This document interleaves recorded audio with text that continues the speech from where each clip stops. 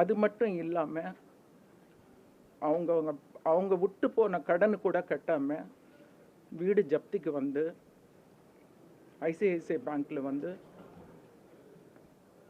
Notice கூட விட்டுட்டு போனாங்க. எந்த பேரண்ட்ஸ் இது பார்க்கக்கூடாதுங்க, எந்த பேரண்ட்ஸ் பார்க்கக்கூடாது.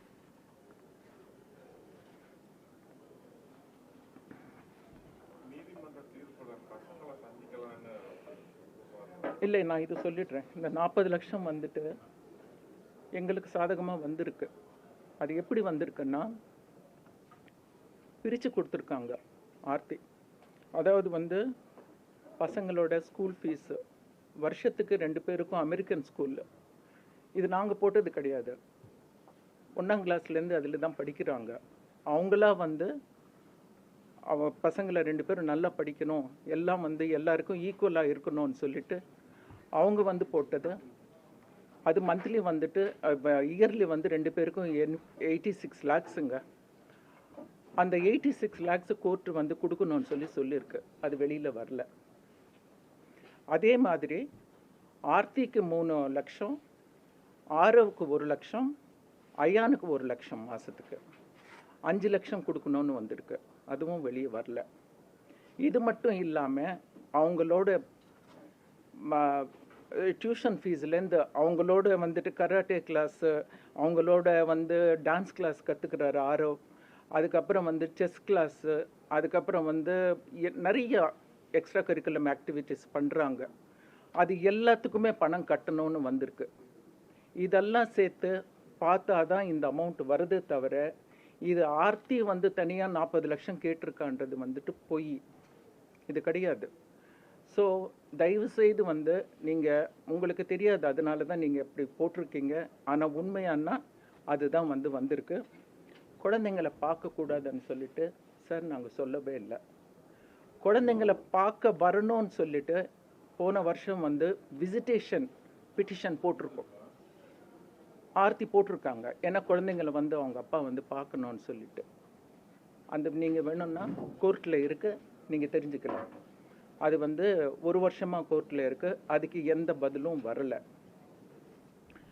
ஆனால் இப்போ வந்திருக்கிற விசிட்டேஷனில் உண்மையாகவே நான் வந்து அந்த ஜட்ஜுக்கு வந்துட்டு நான் பெரிய வந்துட்டு கும்பிடு போடுறேன். ஏன்னா இப்படிப்பட்ட வந்து ஒரு ஜட்ஜ்மெண்ட் வந்து வந்ததே இல்லை. ஏன்னா அவங்க ஆர்த்தி, ஆரவ், அயான் அண்ட் ஜெயம் ரவி இவங்க 4 பேரும் வந்து மாதத்தில் சாட்டர்டே சண்டே வந்து மீட் பண்ணணும்னு சொல்லிட்டு வந்திருக்கு. இதுதான் எங்களுக்கு கிடைச்சிருக்கிற பெரிய பெரிய வந்து நியாயம். ஏன்னா இத்தனை 2 வருஷமாக நாங்களும் வந்துட்டு மீட் பண்ணணும், பேசணும், இந்த பிரச்சனை சரிப்படுத்தணும்னு சொல்லிட்டு நாங்கள் எவ்வளோ ட்ரை பண்ணோம். ஆனால் வந்துட்டு எங்களுக்கு அந்த சான்ஸே வரல இது வரைக்கும். இது கோர்ட் மூலமாக வந்ததுனால அந்த ஜட்ஜுக்கு வந்து நான் பெரிய வந்துட்டு என்னோட கோடானு கோடி என்னோட நன்றி தெரிவித்து கொள்கிறேன். அது வந்து எங்களுக்கு கிடைச்சிருக்கிற பெரிய சக்ஸஸ். அடுத்த மாதத்தில், இந்த மாதத்துலேருந்து ஆகஸ்ட்லேருந்து இந்த 4 பேரும் மீட் பண்ணணும்னு சொல்லிட்டு ஏற்கனவே வந்து சொல்லிட்டு இருந்தா, எதுக்குங்க 2 நாள், மாதம் ஃபுல்லாக கூட பார்க்கலாம். ஆனால் பசங்க வந்து ஒரு ஹீலர் பக்கத்தில் இருக்கும்போது போகிறதாக்கு இஷ்டப்படலை. எந்த குழந்தைங்களும் இஷ்டப்பட மாட்டாங்க. ஆனால் கண்டிப்பாக அங்கே தான் பார்க்கணுன்னு சொல்லிட்டு குழந்தைங்களுக்கு ஒரு கட்டாயம் இருந்ததுனால தான் பசங்க தான் வந்துட்டு அங்கே போகிறதுக்கு வந்து இஷ்டப்படலை தவிர நாங்கள் யாருமே இதை தடுக்கலை. ஏன்னா லாஸ்ட் டைமே நீங்கள் கேட்டீங்க, நீங்கள் குழந்தைங்கள வந்துட்டு அலோவ் பண்ணலையாமேன்னு. நான் அப்போவே சொல்லிட்டேன் இது பொய்ன்னு சொன்னேன். இன்றைக்கி எனக்கு ஜட்ஜ்மெண்ட்டில் வந்துட்டு வந்திருக்கு, பசங்களை வந்துட்டு குடும்பத்தோடு பார்க்கணுன்னு. ஒன்று அவங்க தாத்தா பாட்டிங்களோட பார்க்குறதுக்கு அவங்க இஷ்டப்படுறாங்க, அதாவது வந்துட்டு எங்கள் சம்பந்திங்களோட. அப்படி இல்லைன்னா எங்களோட. சரி, உங்களுக்கு அதுவும் இஷ்டம் இல்லைன்னா நீங்கள் வந்துட்டு பொது இடத்துல பார்க்கலான்னு.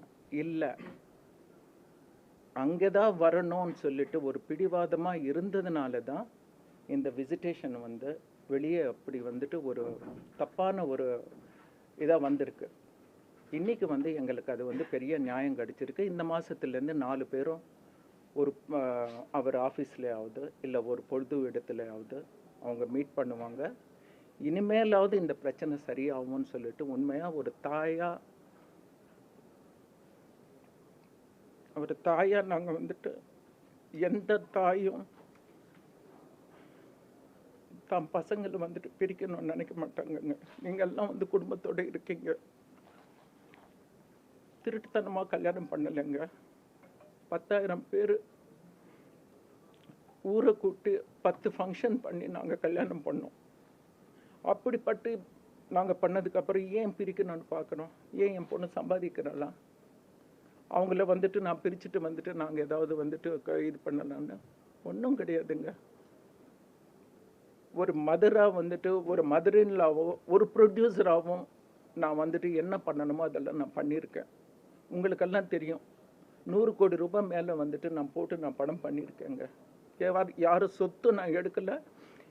இன்றைக்கி நான் சொல்கிறேங்க, யார் சொத்து எனக்கு எடுக்க வேண்டிய அவசியம் இல்லை. நாங்கள் எடுக்கலை. நான் வந்து எங்கள் சொந்த பணம் ப்ளஸ் வந்துட்டு நான் வந்துட்டு வெளியிலேருந்து ஒரு ஃபைனான்ஸ் வாங்கிட்டு 3 படம் பண்ணேன். என்னை முதலாக வந்து ப்ரொடியூசராக வந்துட்டு அறிமுகப்படுத்தினது சுந்தர் சி, என் கூட பிறக்காத தம்பி.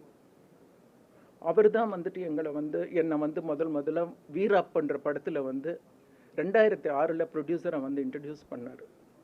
அதுக்கப்புறம் தான் நான் வந்துட்டு இது வரைக்கும் கிட்டத்தட்ட வந்துட்டு ஒரு 6000 எபிசோட்ஸு நான் பண்ணியிருக்கேன் ஆஸ் அ ப்ரொடியூசராக. 25 வருஷமாக இந்த இண்டஸ்ட்ரியில் இருக்கேன். 2000லேருந்து 25 இயர்ஸாக நான் இந்த இண்டஸ்ட்ரியில் ப்ரொடியூசராக இருக்கேன். என்றைக்கும் வந்துட்டு கேமரா முன்னாடி வந்து எங்களை நாங்களே வந்து அறிமுகப்படுத்தி பேசினதோ இல்லை. நிறைய பேருக்கு நான் தெரியாது. இன்றைக்கி வேறு விதமாக வந்துட்டு போயிட்டுருக்கு. இருந்தாலும் ஒருத்தர் சொத்து வந்துட்டு இன்னொருத்தர் யாருமே கிராப் பண்ண முடியாதுங்க. அது மட்டும் புரிஞ்சுக்கிங்க. மாமியார் அப்படின்ற ஒரு பேருனால வந்து அவங்க வந்து நல்லவங்க கிடையாது அப்படின்ற மாதிரி ஒரு இது கொடுத்துட்டாங்க. பட் அது கிடையாது. அவரே வந்து எத்தனையோ மேடையில் என்னை வந்து எங்கள் அம்மாவுக்கு அப்புறம் அம்மா அப்படின்னு சொல்லி நீங்கள் பாருங்களேன், கலாட்டாவில் வந்துட்டு இங்கே இருக்காங்கன்னு நினைக்கிறேன். அவங்க ஒரு இன்டர்வியூ இருக்குது, அதில் வந்து ஆண்டி எனக்காக எது வேணாலும் செய்வாங்க, அவங்க ஆண்டி கிடையாது எங்கள் அம்மா அப்படின்னு சொல்லி சொன்னதெல்லாம் இருக்குது. இதெல்லாம் யாருக்காக செய்கிறீங்க? சொந்த வீடு இல்லைன்றீங்க. சொந்த வீடு ஏங்க இல்லை? ஈசிஆரில் சொந்த வீடு இருக்குது. ஆழ்வார்பேட்டில் அவர் இருக்கிறது இப்போ அவர் சொந்த வீடு தான். இன்றைக்கி கோவாவில் வந்துட்டு போன வருஷம் நீங்கள் வந்துட்டு 2 பேர் மேலே சொந்த வீடு வாங்கியிருக்கீங்க. எதுக்குன்ற? நீங்கள் வாங்க உங்கள் வீட்டுக்கு, நீங்கள் வாங்க, நாங்கள் ரெடியாக இருக்கோம். நீங்கள் ஏன் வரமாட்டேன்றீங்க? நீங்கள் ஏன் வாடகை வீட்டில் இருக்கீங்க? யாருக்காக நீங்கள் வாடகை வீட்டில் இருக்கீங்க?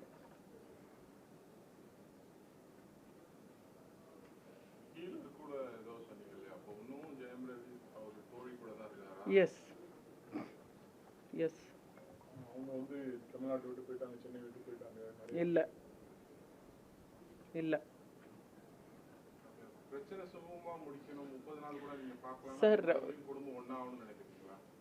சார், எந்த பேரண்ட்ஸும் அதான் நினைப்பாங்க சார். வயசுக்கு வந்த பசங்க இருக்காங்க சார். இன்றைக்கி வந்து என் பேரன் வந்து 17 வயசு.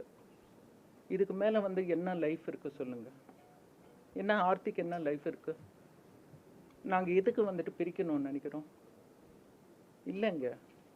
2 வருஷமாக அந்த பசங்க வந்து பட்ட கஷ்டம், அவங்க பார்த்த விஷயங்க யாருக்குமே வரக்கூடாது. யாருக்காக நீங்கள் 2 மணி நேரம் உட்காந்து என் குழந்தைங்களை நான் பார்க்க விடலை அப்படின்னு நீங்கள் சொல்கிறீங்க?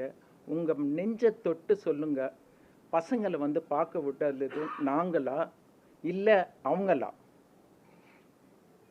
அவர் அன்னைக்கு வந்து கேட்ட கேள்வி எங்களை இல்லை, அவங்கள தான் சொன்னார். அவர் ஏன் குழந்தைங்க என்னை பார்க்க விட மாட்டேன்றாங்கன்னு. நாங்கள் இல்லை, சத்தியமாக நாங்கள் இல்லை, கடவுள் சத்தியமாக நாங்கள் இல்லை. எனக்கு வந்து பிளாக் மேஜிக் பண்ணுறாங்க, பிளட் வாமிட் வருது. எனக்கு கல்யாணம் புதுசுல இருந்து இப்படி பண்ணி தான் நான் கண்ட்ரோலில் வச்சுருந்தாங்க. 15 வருஷம் யாராவது பிளட் வாமிட் பண்ணிட்டு எப்படி உயிரோடு இருக்க முடியுங்க? நீங்கள் சொல்லுங்கள். அப்படி பிளாக் மேஜிக்ன்றது வந்து இந்த காலத்தில் நம்புகிறாங்கன்னு எனக்கு தெரியல. ஆனால் யார் பிளாக் மேஜிக் பண்ணுறாங்கன்னு போன மாதம் வந்துட்டு இதே ஊடகங்களில் வந்தது. ஆனால் இன்றைக்கி சொல்கிறேங்க, அப்படி நாங்கள் பிளாக் மேஜிக் பண்ணி அவரை கண்ட்ரோல் பண்ணியிருந்தா அவர் ஹீரோவாக இருந்தார், உச்சத்தில் இருந்தார். ஓகேங்க, ஒரு பாசமுள்ள ஃபாதராக இருந்தார், ஒரு அன்பான கணவராக இருந்தார், எங்களுக்கு வந்துட்டு ஒரு பிள்ளையாக இருந்தார். அப்படி இருந்தவர் இன்னைக்கு எப்படி இருக்கார்? பேரை மாற்றி, ஊரை மாற்றி. ஏன் தமிழ்நாட்டில் ஏன் வீடு வாங்கலை நீங்கள்? ஏன் வாங்கலை? ஏன் கோவாவில் வாங்குறீங்க?